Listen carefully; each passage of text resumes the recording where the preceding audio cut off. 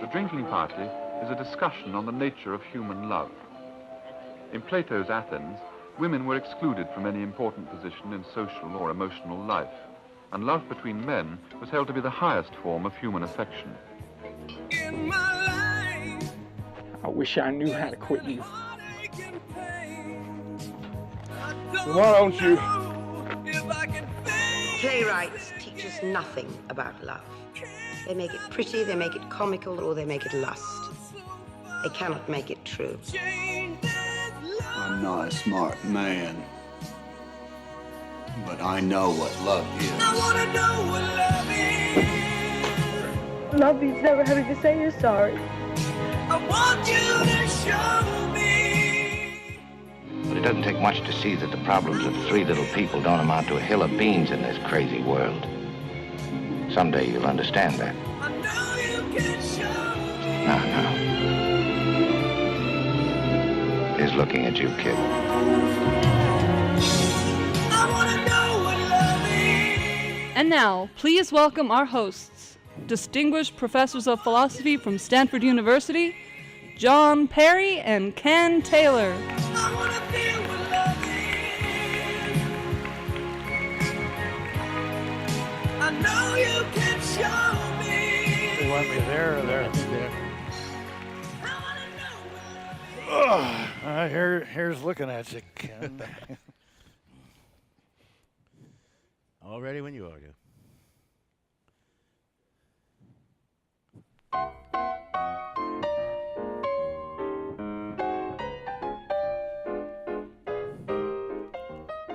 This is Philosophy Talk, the program that questions everything. Except your intelligence. I'm John Perry. And I'm Ken Taylor. We're coming to you from the Skyview Concert Hall in Vancouver, Washington, home of the Vancouver Symphony, where later today, Akiko Meyers and the symphony will be performing. Our thinking originates at Stanford University. Philosopher's Corner. That's where Ken teaches philosophy, and I taught philosophy for 40 years. 40 wonderful years, John, 40 memorable years. Welcome, everyone, to Philosophy Talk.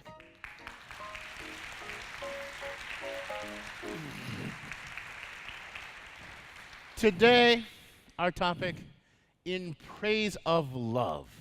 Plato's Symposium meets Bernstein's Serenade.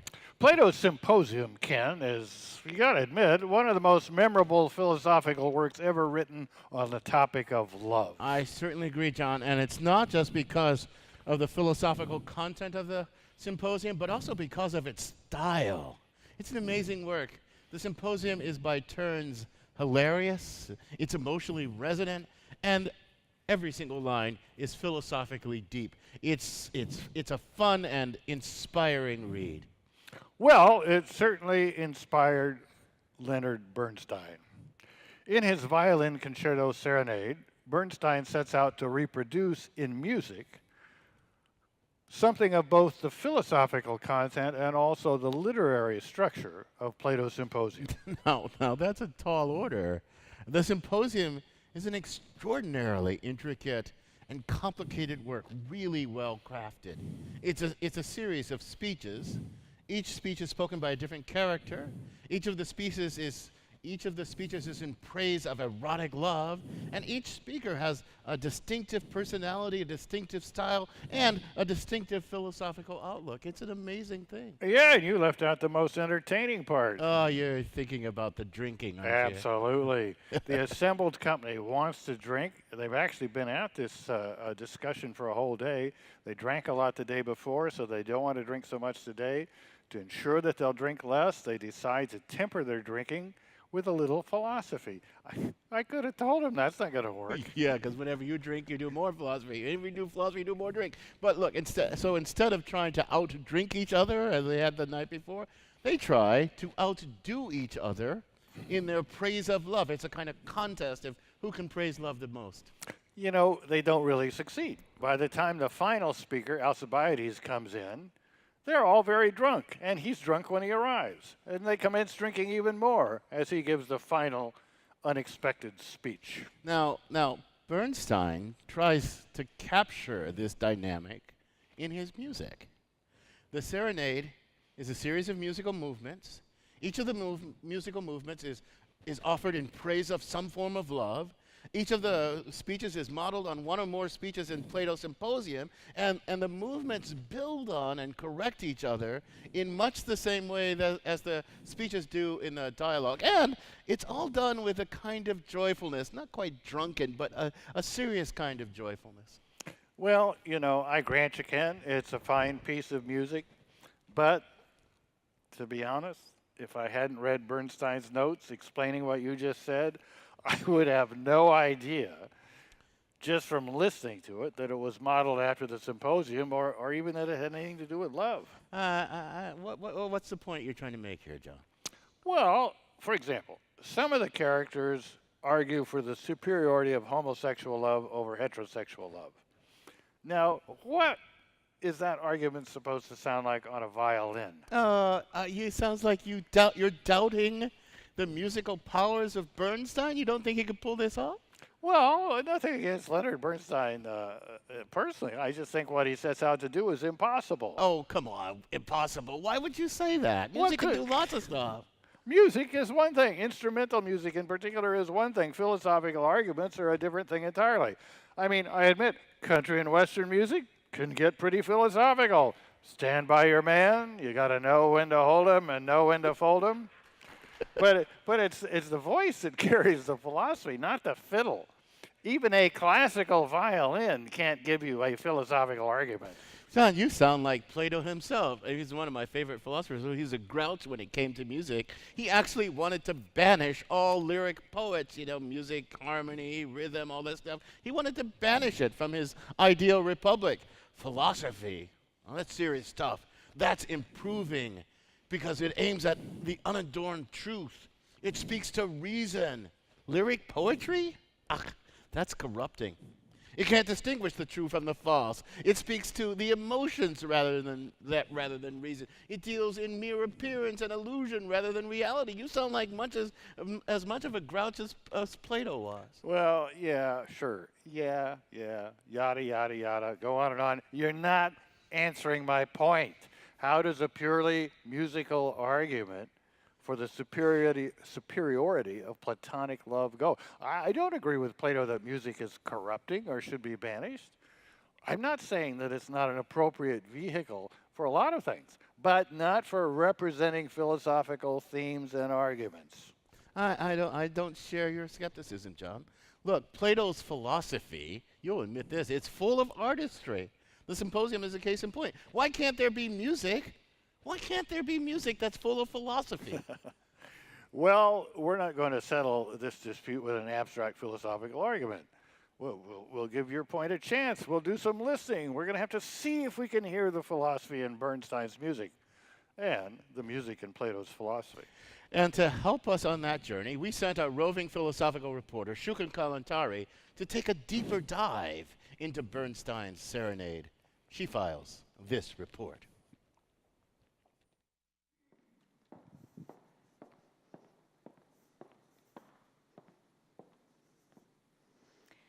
In ancient Greece, the Symposium was a place for men to get together in their togas and drink all night. A forum for men of respected families to philosophize, plot, and debate. The Symposium is also a philosophical text by Plato, in which 7 ancient Greek philosophers debate the meaning of love. It's where we get the concept of Platonic love. In the Symposium, there's love between a man and a woman, love between a man and a man, love between a woman and a man, but the highest form of love, according to many in the Symposium, is love between a young boy and an older man. But Socrates maintained the highest form of love is philosophy, literally, the love of wisdom. A few thousand years later, in 1954, composer Leonard Bernstein wrote a 5-movement concerto called Serenade, inspired by Plato's Symposium. Bernstein, famous for West Side Story, Candide, and so many others, had his own conflicts with love. He was married to a woman, but he loved men, pretty openly. Many believe Bernstein's concerto was his way of questioning the very meaning of love. Joining us now is violin virtuoso Akiko Meyers. She discovered Bernstein's Serenade while driving one day. And she's here with us tonight before the full performance of the Vancouver Symphony. Please welcome Akiko Meyers.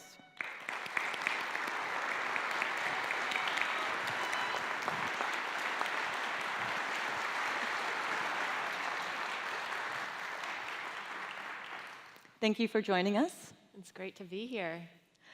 So, tell us about hearing Serenade that first time in your car.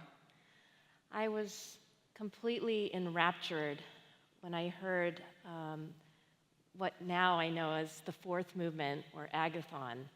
And it was coming through the radio of my rental car. And it was so tender and lyrical and magical, and I had to stay in the car till the end of the performance to find out who wrote this, because I had never heard it before. And then after you found out, and you kind of learned more about it, why do you think that Bernstein chose to compose this musical interpretation of the Symposium? For many reasons. It greatly inspired him, and the whole discussion of it being about love, I think he was very compelled to study it and to reread it because he was struggling himself with his own sexual identity, and he was married at the time till the end of his life to a beautiful Costa Rican actress, but he really loved men. And this book, refers to love a great deal as a homosexual love. And I think that he was really probing. He was a very probing person, always so curious. And this inspired the music to grow. So what inspired you to then recreate Bernstein's music in your album, Serenade, the Love album?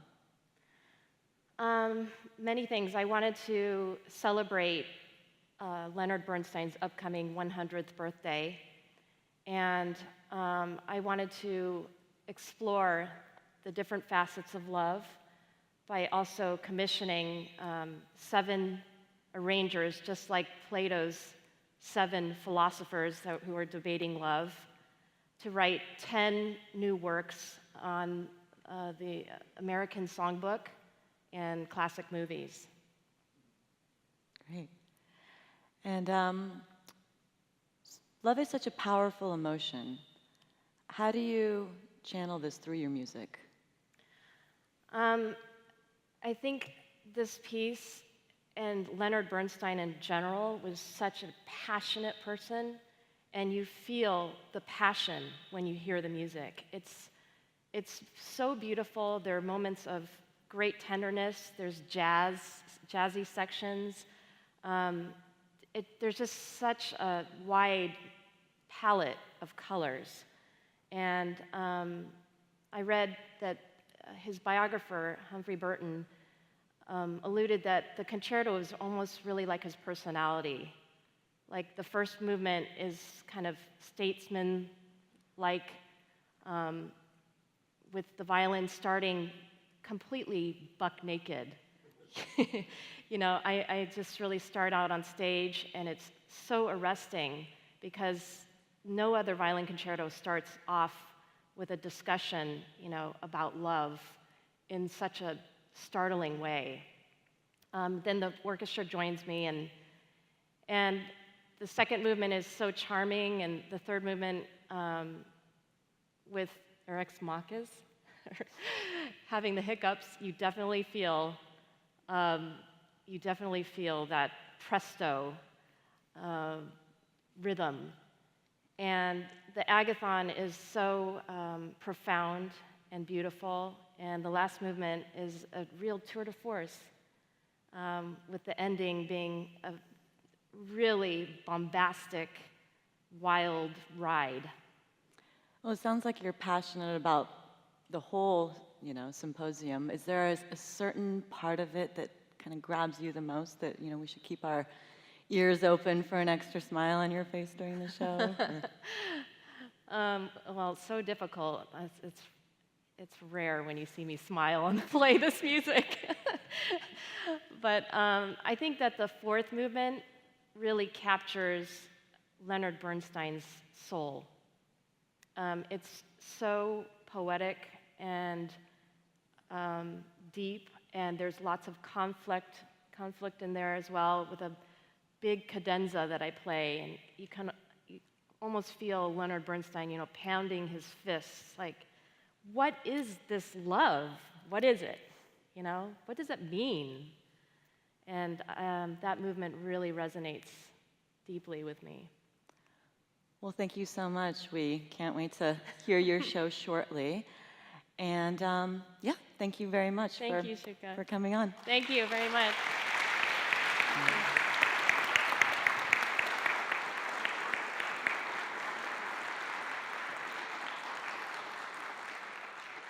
And for Philosophy Talk, I'm Shuka Kalantari.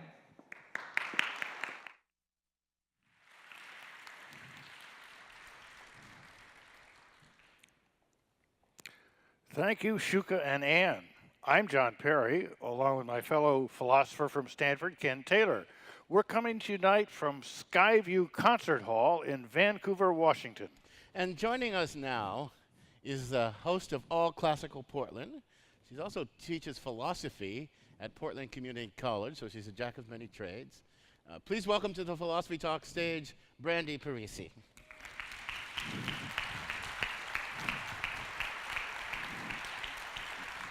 Welcome, Brandi.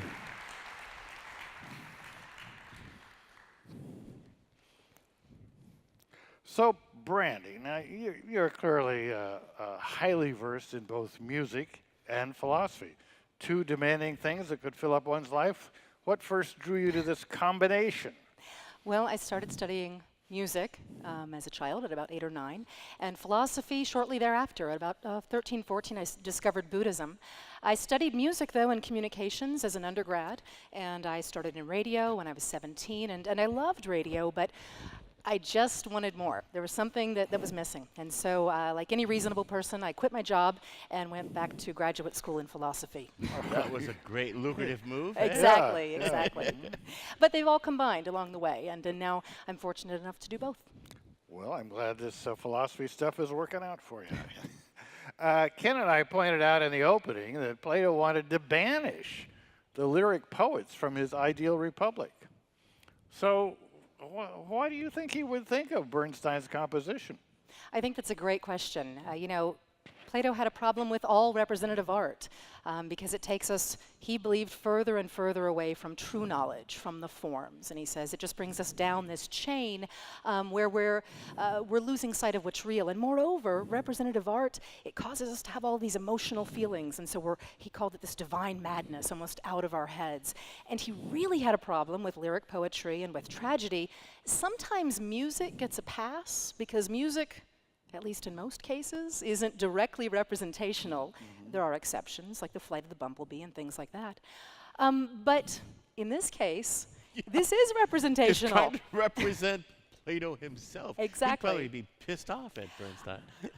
I suspect he would have, ironically, more of a problem with this piece than other music. Let me music. ask you a question. So how are we supposed to talk about love without feeling? Does he think, because one of the bad things about this lyric poetry and all that, it speaks to the emotion rather than reason. How are we supposed to talk about love without feeling? Well, I think Plato's acknowledging that that's where we start, that we start from that subjective feeling part, but then we move to something higher, ideally. Look, it's not a coincidence. Plato is the most poetic and lyrical writer. He knows his audience. He's a wonderful writer. He's a wonderful artist. So that really does make his rejection of lyric poetry kind of odd, I think. Well, I mean, it's kind of odd I think, to claim that love of an abstract object like the form of love is the highest form of erotic love. Well, we'll get to that. That is an odd thing that the Symposium argues. But I'll say this is Philosophy Talk.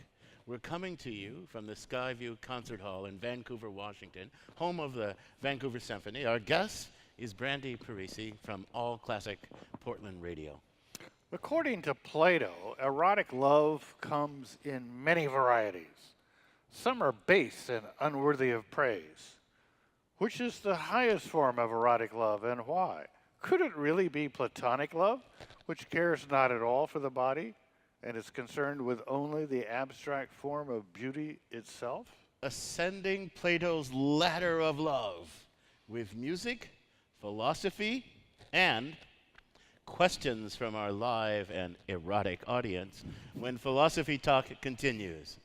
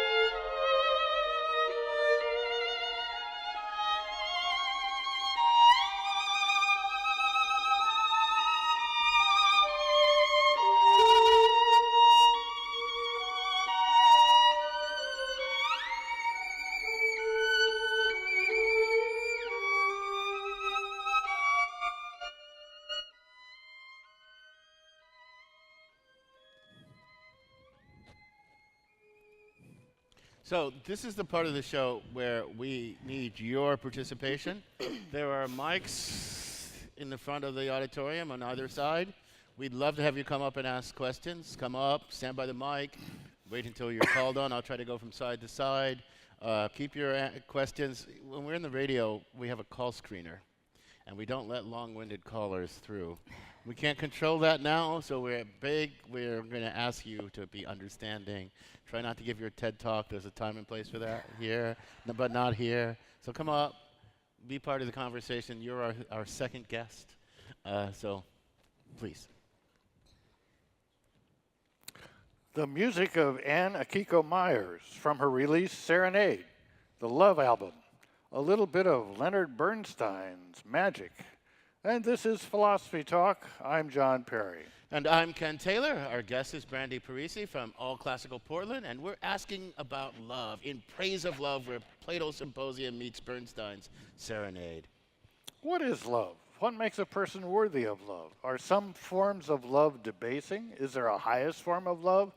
Join the discussion by stepping up to the microphones in front of the stage. So, Brandi, John and I are philosophers, but and we're going to talk a lot of philosophy, but I want to start by, John said Bernstein's trying to do something impossible. I want to start by comparing what Plato's up to in the Symposium with what Bernstein's up to in the Serenade. Now, the Symposium gives us a series of delightfully vivid, but they're still abstract and complicated philosophical arguments. John says you can't do that in music. So is the Serenade pretending to be like a musical version of a series of arguments, or what is it about? And they're discrete arguments in the Symposium also. So Bernstein didn't claim that this was a direct interpretation. What he said was, this is an impression after many readings. But what they do have in common is that Bernstein takes these themes, these melodic themes in the case of the music, and he builds on and takes away from them as he moves from movement to movement. But there are certain melodies that you'll hear played out in different kinds of ways throughout the entire piece. And we actually have a couple of excerpts from this. One excerpt, the first one we're going to hear, actually has just a tiny piece from the first, second, and fourth movement. So you can hear how he's manipulating this work, not just with the violin, he's also bringing in cello and viola and other string instruments.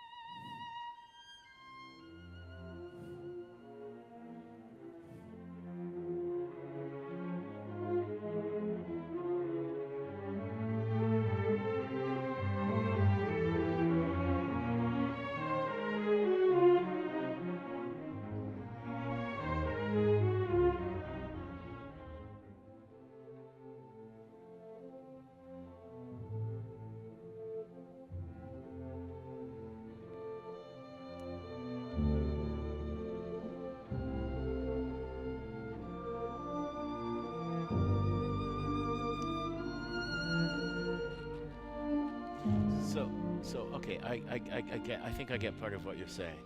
Because here, let's think about one of the things that happens in the symposium. So, you know, they start out arguing about, each speaker takes a turn kind of praising love. The first kind of love is kind of this homosexual love between an older man and a younger boy, and why is it good, and why should the boy submit, and why should the man do this, the older man do this, and it's about virtue and all this sort of stuff. And it's sort of shallow in a certain sense. I wouldn't quite say shallow. But then subsequent speeches, because like one of the subsequent speeches says, well, look, there's base love and there's higher love. And what's the difference between base love? So it's taking the same theme and it's correcting and building on. And a lot of the speeches are consistent with each other, but they get more and more complicated and deeper and deeper. And I can hear that in the music, right? That there's a theme, and then there's an articulation of the theme, and it gets deeper, and there's other voices coming in. And absolutely. Even in the places where he has two different philosophers in the same movement, what Bernstein does is that he uses different tempo markings to let us know, okay, we have a change coming. So in the first movement, we start with the Phaedrus movement, and then we move into Pausanias. And he moves from a lento, a very soft kind of restrained movement, into this allegro movement, which is almost like lento's more active, excitable brother. And so the two are having this conversation in that first movement. And in the last movement, in the final movement, right? There's when Socrates and Diotima, however you say her name, are explaining what I guess is supposed to be the true nature of love, the most complicated speech of all. There's this interruption, right? And Alcibiades comes on the stage. Do we have a... Absolutely, yeah. So this last movement, we have this section, like you said, with Socrates, and he's talking about these higher ascensions of different kinds of love, of philosophy, and then the drunk Alcibiades bursts in and says, "You're all wrong, and here's why." And I think we have an excerpt from that. That's cut 5.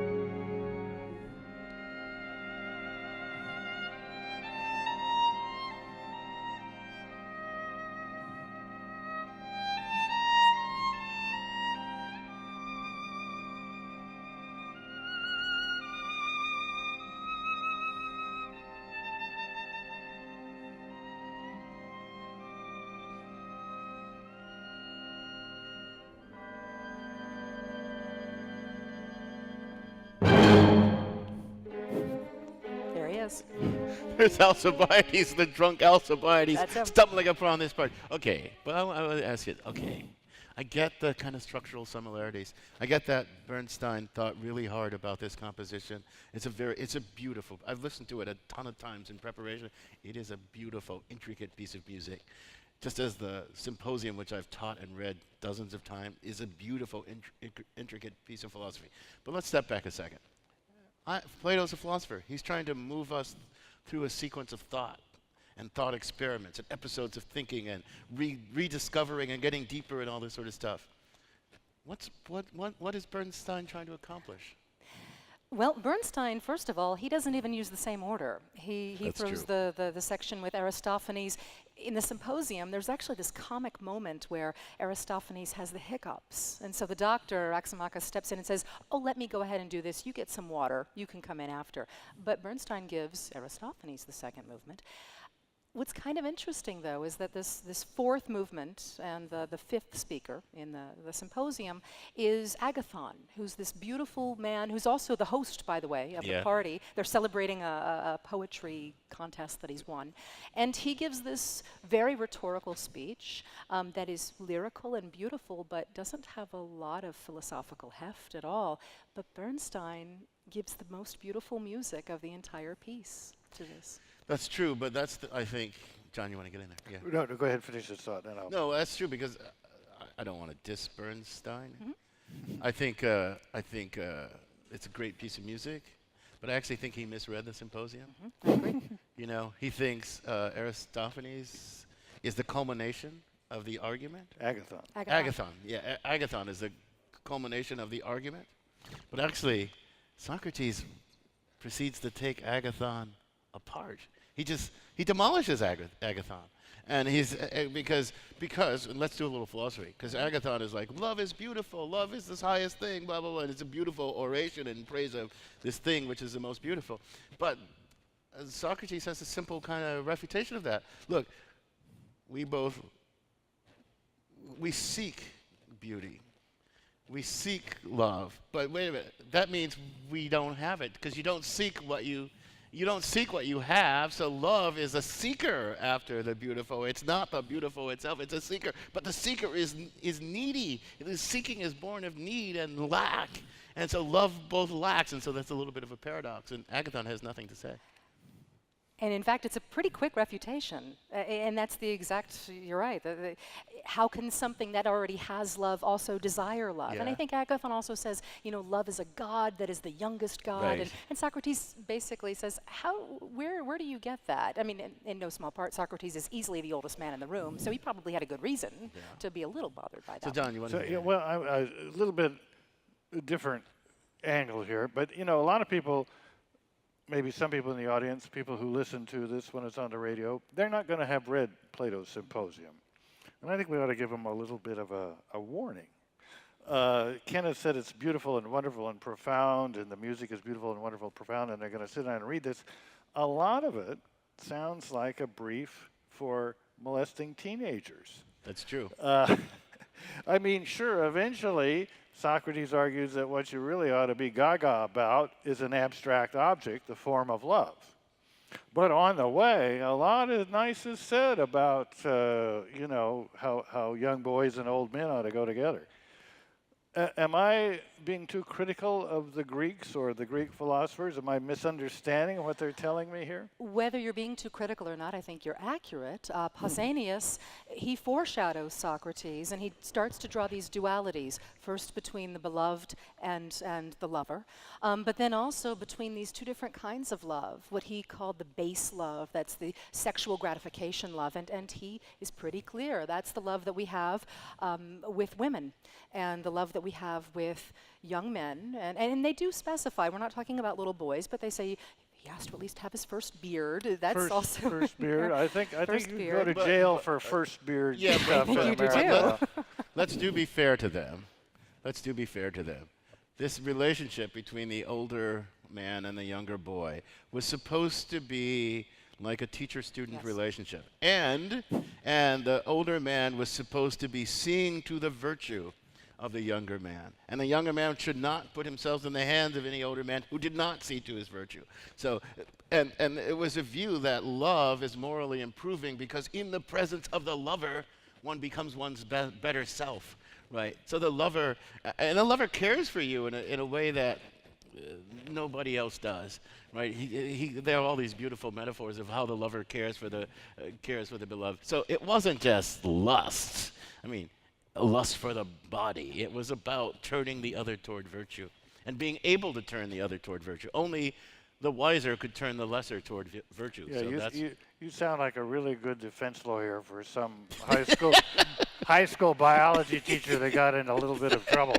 Well, there is this section, though, in the Socrates that I think plays on that, in the early part of the Socrates, where he's gone to see Diotima, the philosopher, and she's explained that we're all pregnant, and we're pregnant with the desire for immortality, and some of us are pregnant with the desire for immortality through children, and those are people who have intercourse with women, and some of us are pregnant with ideas, and that comes out through these mentor relationships with young men. Yeah. And that's a better kind of immortality. That's what they claim.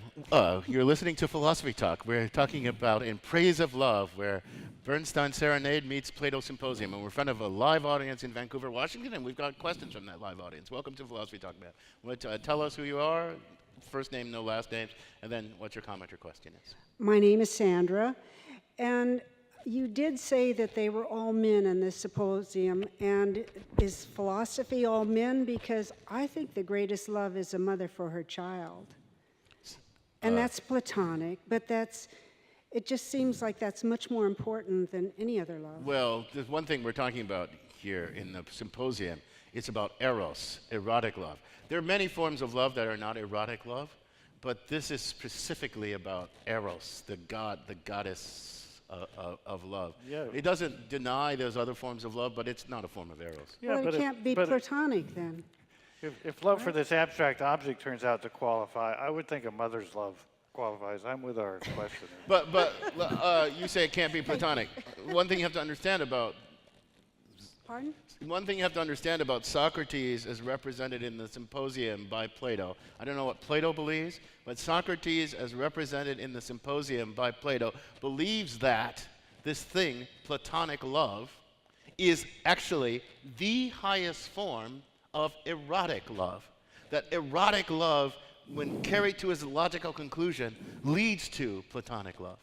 Do I have that right? I agree. I think also a little bit of an explainer about the ascent that happens in this Socrates section.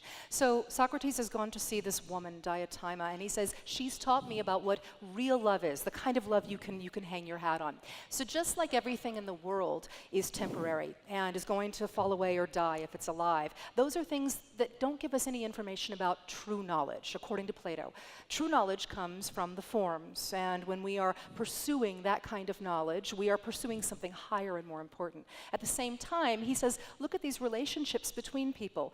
We believe they're permanent. We act like my beloved is never going to change, but of course we know that's not true. And ultimately, if I can decide to move in a different direction and move instead of love for a body to realizing I'm thinking of love for all bodies and the beauty in bodies and then the love for beauty itself and then the pursuit of these higher kinds of forms. I'm ascending to something different, some other kind of pursuit in which I'm not wrapped up with all of the ugliness of having individual erotic relationships with the other. Welcome to Philosophy Talk, sir. What's your comment? Where are you from and what's your comment or question? My name is Dustin and I'm from Mount Angel Seminary. I'm a philosophy major. And I have a question. You talk about the ascent that happens throughout the symposium. I would like to hear your take on what the role of Alcibiades is, why he crashes the party. Yeah. Like, what is, we get this ascent and then there's this. Yeah, Alcibiades, give you a little background. So Alcibiades was a student of Socrates, and he was one of the greatest generals of Athens. And at a point after the symposium took place in the history of, supposedly took place, Alcibiades betrayed Athens. He betrayed Athens to the Spartans. Yeah, and that was really bad. Alcibiades was Socrates was put to death for corrupting the youth. Exhibit A for Socrates corrupting the youth was Alcibiades. He was the example. So why is he in the symposium? And why does he come in? Why is he the last thing in the symposium? Why he's the last thing is the most curious part, because Plato typically gives us the last philosopher, the last word, to be the takeaway, right? So he gives us Socrates, and then Alcibiades bursts in drunk and says, I was rejected by him. And he's jealous, and he's drunk, and he's furious, and he says, all of you talking about love in this universal way, that's not the truth. True love is this subjective thing that we all have, that we hurt and we're angry and we're jealous. because Alcibiades loves Socrates. And he says, you can't come in and drink with us, they say, unless you give a speech. And we're talking about love. He says, I'm not going to give a speech about love. I'm going to give a speech about Socrates. And he gives this amazing speech about Socrates, who is the object of his love. And it's really puzzling, exactly. Scholars have bent their brains over this quite a lot. He's also got a garland on his head of ivy and violets, which some have said maybe he's Dionysus. Maybe he's representing this kind of primal chaos. You could see him as, so there is this argument that we alluded to. I want to talk a little bit more about that his platonic love is the highest form of love. You could see Alcibiades as the refutation of that in concrete embodiment, but we'll take that up. We'll take that up after the break, and I'll remind you that you are listening to Philosophy Talk. We're thinking about Plato's Symposium, Bernstein's Serenade, and the philosophy of love. Our guest is Brandi Parisi, host at All Classical Portland Radio. Plato thought the highest form of love, the highest form of erotic love, is so-called platonic love. The object of platonic love is not this or that body or even this or that person, but the unchanging form of beauty itself. Could that possibly be right as an understanding of erotic love? Did Bernstein agree with this weird view of Plato's? What do you think? We're coming to you from Skyview Concert Hall in Vancouver, Washington. We'll take more questions from our live and erotic audience when Philosophy Talk continues.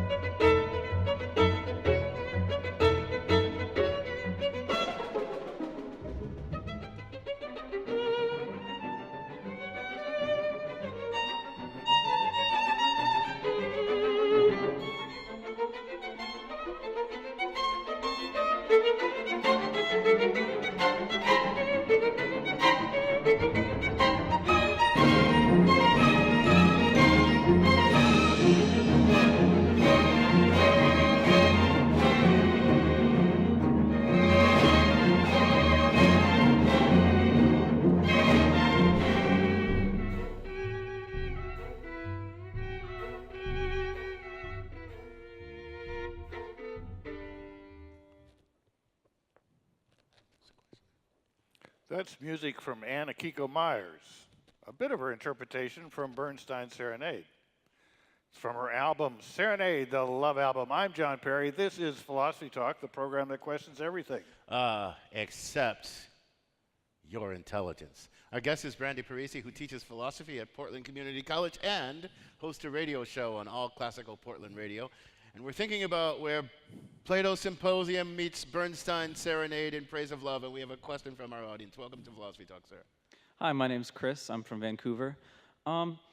It seems like we've been having our own discussion in this nation as a whole about what love means and what kind of love is acceptable. What do you think Plato would have to say if he were to chime in on our current discussion? Wow, that's a good question, Brandi. I'm going to turn that one over to you, since I have no idea. I do think that there's something running through the entire symposium about what bodies, if we're going to be talking about love between people, before the ascent, before the ladder, what bodies and what genders are worthy of love. It does seem to say, at least in several sections, that for Socrates and for a couple of the philosophers, this higher form of love has to do with the higher forms of ideals, at least initially, that we receive from other people and that we gain through these lifelong relationships between boys and men.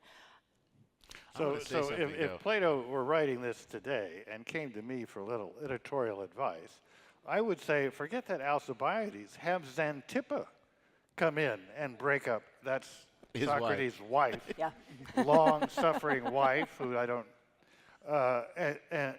and put these guys straight. There's one speech that we haven't talked about, and Bernstein gives this doesn't give it enough heft. That's the Aristophanes, right? Because I think that's actually the most beautiful and convincing part of the symposium, myself, because he's got this creation myth that explains all forms of bodily love at least. In the beginning, there were these creatures. They had 2 heads and 2 backs and 2 sets of genitalia, and they rolled around, and they were really powerful, and the gods got really pissed off at them, and he split them in half. Now, some of the creatures were male-male, others were female-female, some were male-female. And the reason there are these different forms of love is because it's the original wound. We were torn asunder from our other half, and we're continually in search of our other half. So Plato would have been up to date in one sense, namely that you're born gay. It doesn't take someone like Socrates to talk you into it. Aristophanes would think that. Actually, Socrates rejects that theory. He said there is this theory that what we're searching for in searching for love is our other half. But see, that's very bodily, very particular. There is a particular person who completes you because you're by your nature incomplete, and you have this hunger for the other, and that's what love is. I think that's a beautiful theory of love, but Socrates thinks it's completely mistaken. Well, I know that when I teach the symposium, this is the section that students really respond to because it is so sweet. This idea that what love is just our constant looking for our other half that at some point we were just separated from. And it is a lovely idea. And it's something about, but see, it's a lovely idea because it says the need for love is born of a wound. He calls it the original wound, that we are by nature incomplete beings and we need this completion. I think that's a beautiful thought. We've got another question. Welcome to Philosophy Talk, sir. Hi, my name is Ibrahim, and I'm a psychologist here in the community. My question is about Alcibiades' entrance at the end. I'm wondering if it has something to do with kind of the forbidden element of romance, like you see in Tristan and Isolde, where there's something unattainable, and Alcibiades cannot attain Socrates' love. So a sort of element of unattainability, and also an element of being like kind of stolen by love, that it just happens, it comes out of nowhere. It's unexpected, it's unpredictable. So I'm wondering if you have anything to say about these elements of kind of love being unexpected and love being kind of unattainable, something that you can't really reach. The one thing that comes through so much with Socrates is how remote and above things he is. We're told that he can drink and not get drunk, that he doesn't get hangovers. We're told that he can go without sleep and then go and lecture and talk and have dialogue in Athens the next day and not worry about it. That in some ways he is removed from the body, that this physicality doesn't burden him anymore. And in fact, Alcibiades refers to him as a statue that has all these little tiny statues inside. And he also talks about, Ken, you and I have been talking about how he says, Socrates shames me. He makes me not want to be a politician, and I do want to be a politician, and when I'm not in his sight, I'm failing his vision of what I can be, and this is awful, and I feel like I'm a slave to this thing. It is very clear that Alcibiades is made miserable by Socrates. Yes. And made miserable by his love for Socrates. And that's part of the reason, but I want to transition to something else, because we're going to ask you what Bernstein thought of what looks like the central argument, except for the possible refutation by Alcibiades, that platonic love is the highest form of love. You think Bernstein gave any credence to that? I mean, would he have believed that? So the one nice thing that we have right now is a set of letters that were just published a couple of years ago. We don't even really have to speculate. The one thing about Bernstein is that he loved people. In the 1930s, he wrote to one of his fellow students at Harvard, and he says, I can't bear to go for even an hour without being around people. So I don't think this kind of, he was never going to be on the ladder. Yeah, but tell me about his Anne talked about his relationship to his wife. And you talked about how he was married, but he loved men. And he did love his wife, Felicia, as well. And one of these other letters is from her. And she says in this letter, I know you're homosexual, and I've accepted that this will probably never change. And she said, our marriage is a marriage not of passion, but of tenderness and of mutual respect. And that seemed to work for them for a long time. And he wrote about how he loved her very, very much, and he adored his children, but he still left her in 1976. Now, see, that's not the full achievement of platonic love, because it's not about the idea of beauty. But it's on that ladder. It is a kind of definitely platonic a step on that ladder. When you love the other person not as an object of lust, but with this utter respect that sees the beauty in them and loves the beauty in them. And when she became sick. She got cancer. He came back to take care of her. He definitely, that's probably the closest he came to the ideal of platonic love. Isn't there a song about that, climbing Plato's ladder? Is that is that an early version of putting the symposium to music, or do I have it wrong? Sounds about right. Yeah, we've probably got time for one last question. Welcome to Philosophy Talk, sir. I'm Rod Evenson from rural Clackamas County, south of here. I'm thinking of C.S. Lewis's essay on the four loves. I know we've left out the love between a man and his dog here on San Francisco's Patron Saint's Day, but and something you don't bring up at weddings, I guess. But I'm wondering if you know of that and can make some comparison here with that essay. I'm not quite. No. Yes. Can you? The sound repeat the gist. Yeah, repeat the gist. The sound is pretty bad up here. So. C.S. Lewis's The Four Loves, an essay. Do you know C.S. Lewis? I know C.S. Lewis, but I don't know that. Yeah, I don't know that. I don't know that. What are the four loves? Storge, Philia, can I remember them all? Eros and agape. Agape. Yeah. Agape, yeah. Well, I don't think there's any agape in the Greeks. No. In the ancient Greeks. But give me a hint. What's agape? But well, maybe Zeus has agape for the world because he sees all the. But Plato, I don't know enough about Plato to know what he would think of exactly about those things. Okay, thank you. but so I'm going to give you a chance to give us a closing thought here. I mean, about this piece of music, about the symposium, about philosophy and music together. I mean, John started out thinking you can't do philosophy through music, but does Bernstein give the lie to that? I think Bernstein gives extraordinary voice to these ancient voices. You and I both agree that we probably read the Symposium quite a bit differently in the parts that we think are important, both to us and to Plato, and to what it means in our time.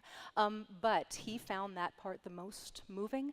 I have no doubt that he also had this kind of wonderful erotic love with individuals and also approached maybe something like platonic love with his wife. You know what really strikes me is how carefully he constructed this thing. Yes. And how much it's modeled on the Symposium. So. And you should. Absolutely. One other quick message, or one other quick mention also. Not just the main melodic line that we've been talking about, he also incorporated little pieces that he had written over the years for friends and family, for anniversaries and birthdays, and he called these piano pieces the anniversary pieces. These are also they're included in the Symposium as well. He clearly thought of this piece in a very, very personal way. So, Brandi, this has been a great conversation. I could talk to you for hours more, but unfortunately, we can't do that. So I'm going to thank you for joining us. Thank you so much for having me.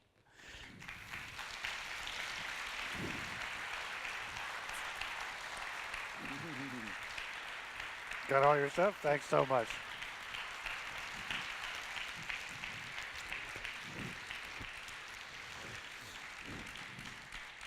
Our guest has been Brandi Parisi. She's a radio host at All Classical Portland and a philosophy instructor at Portland Community College. John, I think this was a great conversation. I wonder if you're having any erotic thoughts now. Well, erotic thoughts and I go together like, I don't know, peaches and cream, I guess. But, you know, I really think philosophically, the Symposium's pretty weak. It's got two big flaws, two things that Plato understands love of. And they're both very male, right? There's this kind of erotic, in the ordinary sense of love, and then there's love of abstract objects. But to me, the heart of love, as one of our questioners said, is love of a mother for her children, and that's where Aristophanes' myth comes from. Male and female, we are ripped out of, a woman, and that's fundamental love. And humans have somehow managed to get the male involved in this, sometimes in a more than carnal and erotic way. Still the exception that proves the rule. Plato missed the essence of what he was talking about, in my humble opinion. Yeah, if we had another hour, I would talk you out of that view, but I can't. But this conversation continues at Philosopher's Corner on our online community of thinkers, where our motto is cogito ergo blogo. I think, therefore I blog. And you too can become a partner in that community by visiting our website, philosophytalk.org. Now, what would Plato, and Leonard Bernstein for that matter, make of our fast-talking guy, Ian Scholes? He's the 60-second philosopher.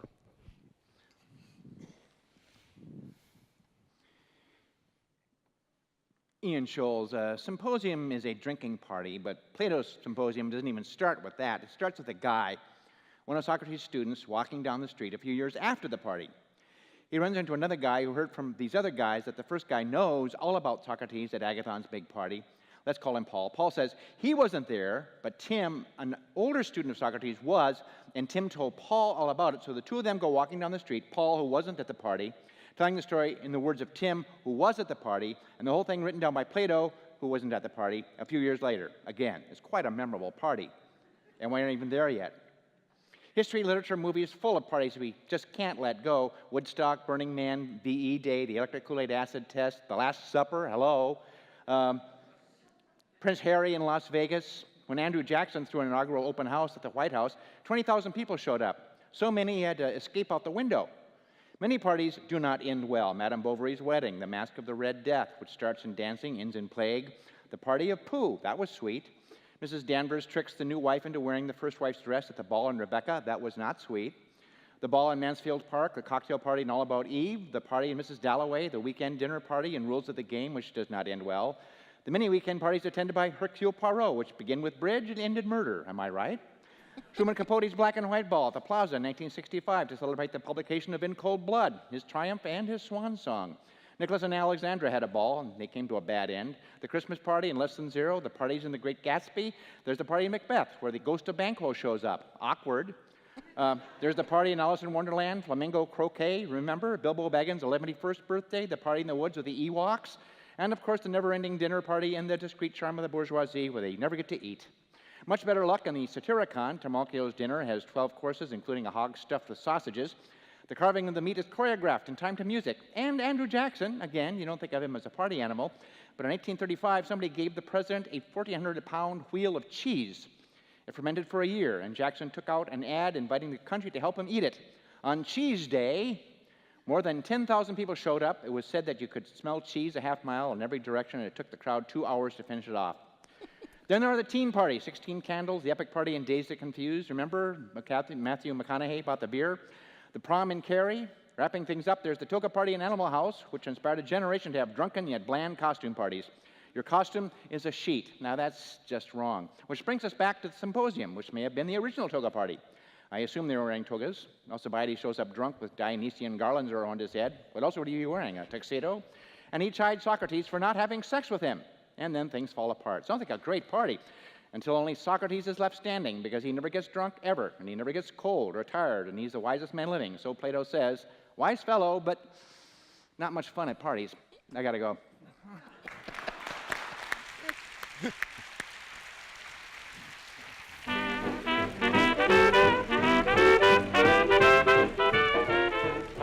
Philosophy Talk is a presentation of Ben Manila Productions and the trustees of Leland Stanford Junior University, copyright 2015. Our executive producer is David Demarest. Special thanks to Igor Shachman, Steve Bass, Jan Oliva, the Vancouver Symphony Orchestra, and Maestro Salvador Brotans. And our partners, OPB and All Classical Portland Radio. Also, Sean Pittman, Brent Rogers, Ron Christopher, and our philosophers of time, Courtney and Michael. And don't forget Joel Groves, Doug Purdy, Zach DeHart, and Jim Stanek. Our program is produced by the one and only Devin Strolovich. Laura McGuire, the brilliant Laura McGuire, is our Director of Research, and Dave Millar is our Director of Marketing. Support for Philosophy Talk comes from various groups at Stanford University and the partners of our online community of thinkers. And from the members of KALW, Local Public Radio San Francisco, where our program originates. The views expressed or misexpressed on this program do not necessarily represent the opinions of Stanford University or of our other funders. Not even when they're true and reasonable. The conversation continues on our website, philosophytalk.org, where you too can become a partner in our community of thinkers. I'm John Perry. And I'm Ken Taylor. Thank you for listening. And thank you for thinking. That's a wrap. Okay, good job. Good day's work. Thanks a lot, folks.